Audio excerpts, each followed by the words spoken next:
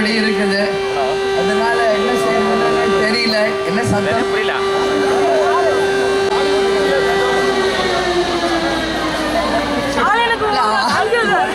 6 மணிக்கு சங்கு ஊதுன்றாங்க. யாருக்கு இந்த கூட்டணி சங்கு ஊத போகுதுன்னே தெரியல. எனக்கு அது ஒரு அச்சாரமா படுது இப்போ. சரிங்களா?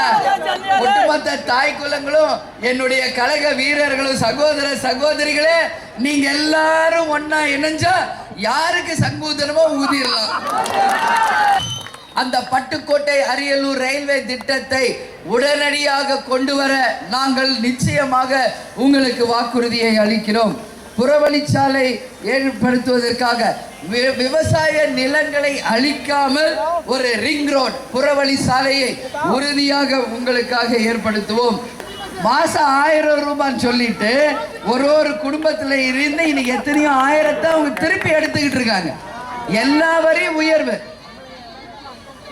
ஆமா, யாருக்கு எல்லாருக்கும் 1000 ரூபாய் வந்துச்சுங்களா? எல்லாருக்கும் வந்துச்சா? யாருக்குமே வரல.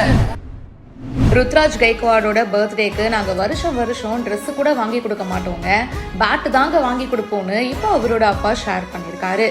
ருத்ராஜ் வந்து முதல்ல எந்திரிச்சு நிற்கும் போது அவரோட கையில் பேட் வச்சுருந்தாரு. அதுக்கப்புறமாவே நாங்கள் ரியலைஸ் பண்ணிட்டோம் கிரிக்கெட் தான் அவரோட பேஷன் சொல்லிட்டு. அதுக்கப்புறமா ஒவ்வொரு பர்த்டேக்கும் நாங்கள் அவருக்கு ட்ரெஸ் கூட வாங்கி கொடுக்க மாட்டோம், அவருக்கு பேட் தான் வாங்கி கொடுத்துருக்கோன்னு இப்போ அவரோட அப்பா ஷேர் பண்ணியிருக்காரு. எங்கள் பையனுக்காக அவர் கிரிக்கெட் விளையாடுறதுக்காக தேவையான எல்லா எக்யூப்மெண்ட்டும் நாங்கள் கொடுத்துருக்கோம்.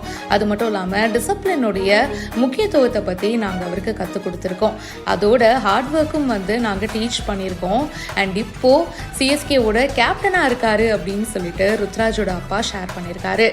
ருத்ராஜ் வந்து சின்ன வயசுலலாம் ரொம்ப விளையாட்டுத்தனமாக இருப்பார். அதுக்கப்புறமா போக ரொம்ப குவைட்டாக ஆக ஆரம்பித்தார். ஒர்க்கில் பயங்கரமாக ஃபோக்கஸ் பண்ண ஆரம்பித்தார். கிரிக்கெட்னா அவருக்கு சின்ன வயசுலேருந்தே ரொம்ப பிடிக்குங்க. ஆனால் நாங்கள் யாருமே கிரிக்கெட் பேக்ரவுண்ட் கிடையாது. பட் இருந்தாலும் அவருக்காக பார்த்திங்கன்னா நாங்களும் வந்து அந்த கிரிக்கெட்டை வந்து தெரிஞ்சுக்க ஆரம்பித்தோம். கிரிக்கெட் லெசன்ஸ்லாம் அனுப்பணும். இப்போ அவரோட ஹார்ட் ஒர்க்னால சிஎஸ்கே டீமோட கேப்டன் ஆயிருக்காரு. அண்ட் இதெல்லாம் வந்து அவங்களோட அப்பா தஸ்ரத் அவர்கள் ஷேர் பண்ணியிருக்காரு. Central defence research and development இன்ஸ்டியூட்டில் அவர் ஒர்க் பண்ணியிருக்காரு. சவிதா கைக்வாட் அப்படின்னு சொல்லிட்டு அவங்களோட அம்மா வந்து ஒரு டீச்சராகவும் இருந்திருக்காங்க. ஸோ கிரிக்கெட் பேக்ரவுண்டே இல்லாத ஃபேமிலியிலேருந்து வந்து தன்னோட ஹார்ட் ஒர்க்னால இன்னைக்கு சிஎஸ்கேல நம்ம தோனிக்கு அப்புறமா ஒரு கேப்டன்சி பொறுப்பை எடுத்து ரொம்ப சிறப்பாகவும் பண்ணிட்டு இருக்காரு.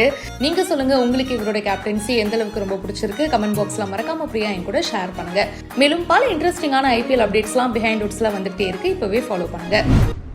ஆக்ரோஷமா இந்த கேம்ல ஆடுவாங்கன்னு பார்த்தா அடுத்தடுத்து வந்த பேட்ஸ்மேன் எல்லாருமே அப்படியே கிளம்பிட்டாங்க.